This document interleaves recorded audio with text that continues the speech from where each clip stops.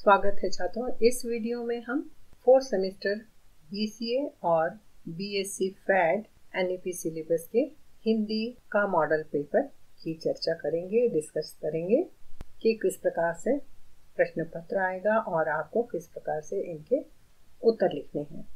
तो प्रश्न पत्र में सबसे पहला प्रश्न आता है, एक शब्द या वाक्य में उत्तर लिखिए, जिसके लिए आपको 10 प्रश्न दिए जाएंगे जो एक एक अंक के हैं और इनके उत्तर भी एक एक शब्द में ही लिखना है। अगर आपका उत्तर शब्द में लिखने से पूरा हो जाता है तो आपको अनावश्यक पूरा वाक्य लिखने की, सेंटेंस लिखने की आवश्यकता नहीं है। तो हम देखते हैं पहला प्रश्न। पहला प्रश्न है, धर्म ग्रंथों में मनुष्य के बहुत सारे गुणों में से कौन सा गुण सबसे बड़ा बताया है? उत्तर है कर्तव्यपरायणता। तो इसके लिए आपको पूरा उत्तर लिखने की आवश्यकता नहीं है कि धर्म ग्रंथों में मनुष्य के बहुत सारे गुणों में से कर्तव्यपरायणता को सबसे बड़ा बताया है। केवल आप कर्तव्यपरायणता ही लिखेंगे। अगला प्रश्न है, विष्णु भगवान ने गालों की रक्षा के लिए किसे भेजा? वाहन या गरुड़ देव? तीसरा प्रश्न है, गालों के गुरु कौन है? उत्तर है विश्वामित्र। चौथा प्रश्न है, गालों ने अपने गुरु से कितनी विद्याएं सीखी? 12 या 12? आप शब्द में भी लिख सकते हैं और अंक में भी लिख सकते हैं। गालों को गुरु दक्षिणा में कितने अश्वमेघी घोड़े देने थे? 800। छठवां प्रश्न है, राज ज्योतिष माधवी के शरीर की जांच करके उसे कैसी कन्या बताता है? राजकन्या। सातवां प्रश्न है, माधवी किसकी बेटी है? ययाति। आठवां प्रश्न है, अयोध्या के राजा का नाम क्या है? उत्तर है हर्यश्च। दिवोदास के पास साधु किसका संदेश लाए थे? उत्तर है भृगु महाराज। और 10वां प्रश्न है, कितने घोड़े वितस्ता नदी में डूब गए? उत्तर है 400। तो यहाँ आप देख रहे हैं कि हमने किस प्रकार इन सभी प्रश्नों के उत्तर एक एक शब्द में ही लिखे हैं। तो आप भी इस बात का ध्यान रखिए और प्रश्नों के उत्तर इसी प्रकार लिखिए और अपने समय और एनर्जी को सेव करके निबंधात्मक प्रश्न के उत्तर लिखने में उपयोग करके एक अच्छा उत्तर लिखिए और अच्छे अंक प्राप्त कीजिए। अब हम दूसरे प्रश्न की ओर बढ़ते हैं, जो है ससंदर्भ व्याख्या कीजिए। कोई दो प्रश्न होंगे आपको 7-7 अंक के लिए। टोटल है दूसरे प्रश्न का अंक 14 मार्क्स और इसके लिए आपको 3 प्रश्न दिए जाएंगे, जिसमें से आपको 2 के उत्तर लिखना है। तो यहाँ आप देख रहे हैं तीनों प्रश्न दिए गए हैं, जो आपको पूरी किताब में से माधवी नामक जो आपकी नाटक की टेक्स्ट बुक है उसकी पूरी किताब में से कहीं से भी 3 वाक्य गद्यांश चुनकर दिए जाएंगे, जिसकी व्याख्या आपको करना है। तो यहाँ आप तीनों वाक्य देख रहे हैं, लेकिन हम यहाँ पर केवल तीसरे प्रश्न का उत्तर देखेंगे। तो यहाँ आप देख रहे हैं कि किस प्रकार उत्तर लिखा गया है। अगर आप तीसरे प्रश्न का उत्तर लिख रहे हैं तो यहाँ दिखाया गया है उसी तरह 3 अंक लिखेंगे और फिर उस प्रश्न का संकेत लिखेंगे, जिसमें आप देख रहे हैं कि पहला शब्द और अंतिम शब्द लिखा गया है, जिससे पढ़ने वाले को अच्छी से समझ में आए कि आप कौन से प्रश्न का उत्तर लिख रहे हैं। उसके बाद आता है प्रसंग। प्रसंग में लिखेंगे पाठ्यक्रम की पुस्तक या नाटक माधवी से लिया गया गद्यांश है, जिसके लेखक भीष्म साहनी है। संदर्भ है गालव माधवी से कहता है यह वाक्य। व्याख्या लिखेंगे, माधवी अयोध्या राजा हर्यश को पुत्र प्राप्त कराने के बाद गालव से मिलती है, उसे अपने बच्चे के बारे में बताना चाहती है, तो वह रोक देता है कि वह बच्चा तुम्हारा कोई नहीं लगता, ज्यादा भावुक मत बनो, और जल्दी ही अश्वमेघी घोड़ों की चर्चा शुरू कर देता है कि उनके चलने से धरती कांपती है, बहुत अनोखे लगते हैं, मैं तो उन्हें देखता ही रह गया। गालव को माधवी की भावनाओं की कोई चिंता नहीं है, क्योंकि गालव एक महत्वाकांक्षी आदमी है जो केवल अपने बारे में, अपने उद्देश्य के बारे में, अपने लक्ष्य के बारे में ही हमेशा सोचता रहता है। अब अगला बिंदु है विशेषता। विशेषता है कि एक महत्वाकांक्षी आदमी मानवता का गुण भी खो देता है, यह हमें इस गद्यांश से समझ में आता है। तो यहाँ आपने देखा कि हमें ससंदर्भ व्याख्या के लिए इन 5 बिंदुओं का साइड हेडिंग का ध्यान रखना है और उसी के अनुसार इस प्रश्न का उत्तर लिखना है। और व्याख्या करने के लिए आप जो वाक्य यहाँ दिया गया है उसके आगे पीछे की घटनाओं का सहारा लेकर बहुत अच्छी तरीके से ससंदर्भ व्याख्या यहाँ प्रस्तुत कर सकते हैं। अब हम तीसरे प्रश्न की ओर बढ़ते हैं, जो है निबंधात्मक प्रश्न। इसके लिए आपको 2 प्रश्न दिए जाएंगे, जिसमें से एक प्रश्न आपको उत्तर लिखना है, जो होगा 16 अंक के लिए।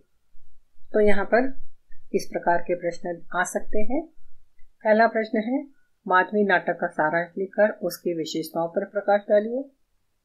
या माधवी नाटक माधवी के दुखों की कहानी है, इस वाक्य को घटनाओं के उदाहरण से समझाइए। या तीसरा प्रश्न इस प्रकार भी हो सकता है कि विश्वामित्र, गालव और ययाति की महत्वाकांक्षा के कारण माधवी को अपमान सहना पड़ा, घटनाओं के उदाहरण देकर समझाइए। या माधवी का चरित्र चित्रण कीजिए। तो इसमें से आप कौन सा प्रश्न कर रहे हैं, इस बात का ध्यान रखना चाहिए कि वैसा ही शीर्षक आप बनाएंगे। यहाँ देख रहे हैं आप कि फॉर्मेट दिया गया है, तो शीर्षक में आप वही लिखेंगे। अगर आप माधवी नाटक का सारांश लिख रहे हैं तो शीर्षक में सारांश लिखेंगे, या माधवी के दुखों की कहानी लिख रहे हैं तो वैसा ही शीर्षक लिखेंगे। या जैसा भी प्रश्न आया है उसके अनुसार आप शीर्षक जरूर लिखेंगे। और शीर्षक के बाद लेखक परिचय होता है, लेखक का संक्षिप्त परिचय लिखना है। लेखक का संक्षिप्त परिचय आप डिस्क्रिप्शन में देख सकते हैं। उसके बाद आता है बिंदु सारांश लिखिए। तो आप तीन प्रश्नों में से कौन सा एक प्रश्न कर रहे हैं, वैसा साइड हेडिंग तीसरे बिंदु में लिखेंगे। कि अगर आप पहला प्रश्न कर रहे हैं सारांश लिखने वाला, तो साइड हेडिंग होगी सारांश। या माधवी नाटक में माधवी के दुखों की कहानी है, तो माधवी के दुखों की कहानी आप साइड हेडिंग देंगे। या विश्वामित्र, गालव और ययाति के महत्वाकांक्षा के कारण माधवी को अपमान सहना पड़ा, ये प्रश्न लिख रहे हैं तो वैसा साइड हेडिंग देंगे। या आप चरित्र चित्रण कर रहे हैं तो माधवी का चरित्र चित्रण ऐसी साइड हेडिंग देंगे। और इसका उत्तर लिखने के लिए मैंने विस्तार से वीडियो बनाई है, जिसे आप देखकर इसका उत्तर, तो यहाँ आपको विशेष ध्यान रखना है कि किस प्रकार का प्रश्न पूछा गया है, वैसा ही आपको तीसरे बिंदु में हेडिंग लिखना है। अब चौथा बिंदु आता है विशेषता। तो विशेषता में आपको कुछ बातों का ध्यान रखना है।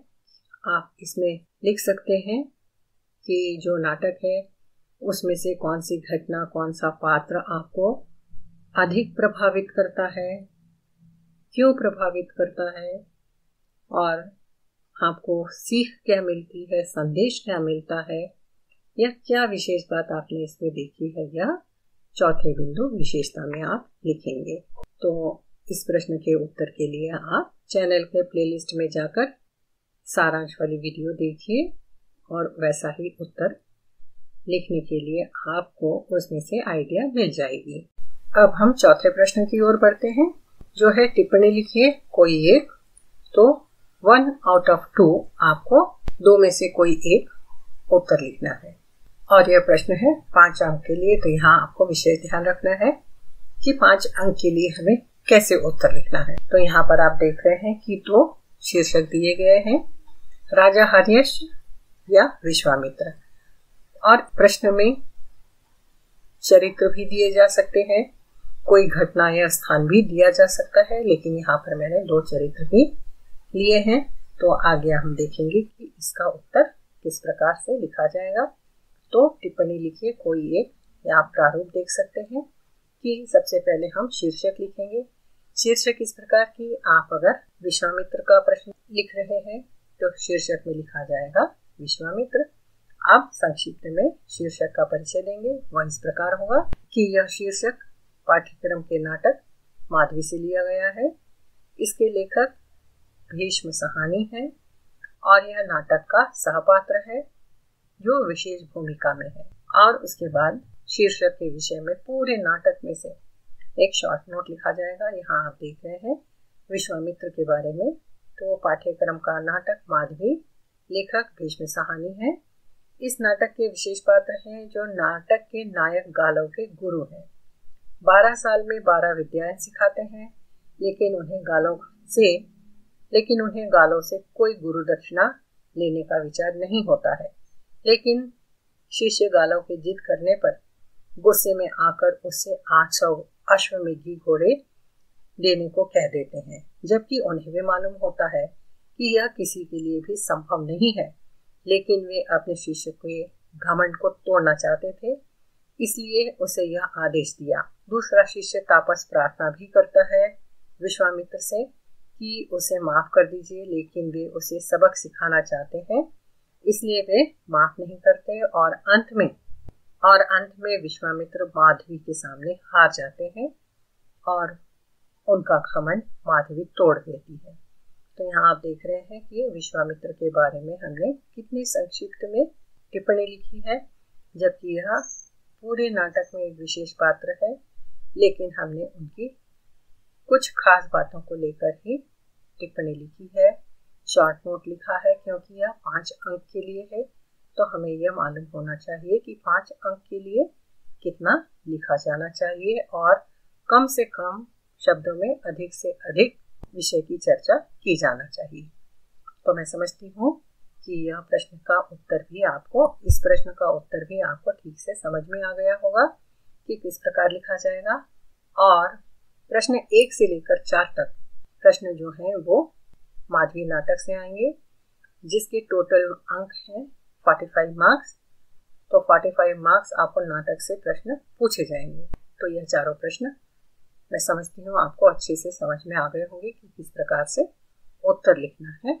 अब हम आगे बढ़ते हैं। 5वां प्रश्न है, उत्तर लिखिए कोई 3 और 3 प्रश्न 5-5 अंक के लिए और 3 प्रश्न 5-5 अंक के लिए है, जिसमें 5वां प्रश्न 15 अंक के लिए है।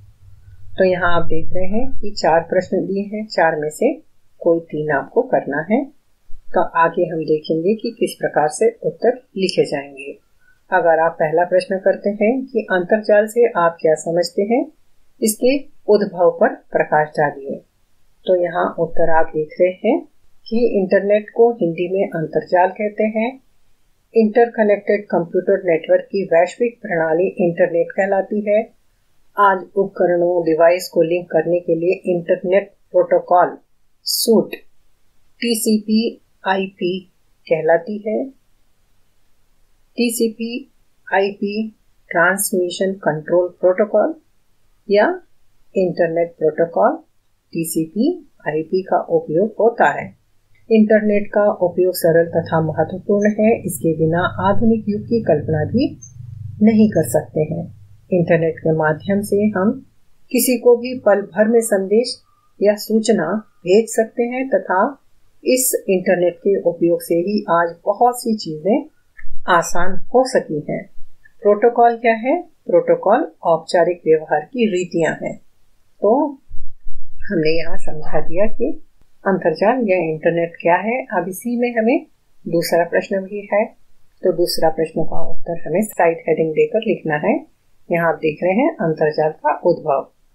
तो यहाँ ध्यान रखना है कि अगर एक प्रश्न में 2 प्रश्न दिए जाते हैं तो उनके उत्तर अलग अलग से लिखे जाने चाहिए।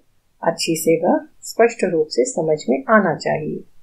अगला प्रश्न हम देखते हैं। दूसरा प्रश्न है, ई मैगजीन किसे कहते हैं, इसकी विशेषताओं पर प्रकाश डालिए। तो यहाँ पर भी स्पष्ट रूप से आप देख रहे हैं कि उत्तर किस प्रकार लिखा गया है। तीसरा प्रश्न है, चिट्ठा लेखन के अर्थ और इतिहास पर प्रकाश डालिए। उत्तर आप यहीं पर देख रहे हैं। मैं पूरा प्रश्न का उत्तर पढ़कर वीडियो को लंबा नहीं करूंगी। चौथा प्रश्न है, चिट्ठा लेखन क्या है? चिट्ठा लेखन की उपयोगिता लिखिए। तो यहाँ पर भी हम देखेंगे कि जब एक प्रश्न में 2 प्रश्न दिए गए हैं तो दोनों प्रश्नों के उत्तर अलग अलग से समझ में आना चाहिए। यहाँ आप देख रहे हैं चिट्ठा लेखन क्या है, इसका उत्तर दिया गया है और आगे हम देखते हैं चिट्ठा लेखन की उपयोगिता क्या है। तो इस प्रकार हम देखते हैं कि 5वें प्रश्न के सभी उत्तर और प्रश्न किस प्रकार आएंगे, उत्तर किस प्रकार लिखे जाएंगे, यह आपको अच्छी तरीके से समझ में आ गया होगा। और इसके साथ ही यहाँ वीडियो हम खत्म करते हैं। आप सभी को परीक्षाओं के लिए, अपनी परीक्षा लिखने के लिए, अच्छी से पढ़ाई करने के लिए शुभकामनाएं। Do well. जल्दी ही अगली वीडियो में हम फिर मिलेंगे।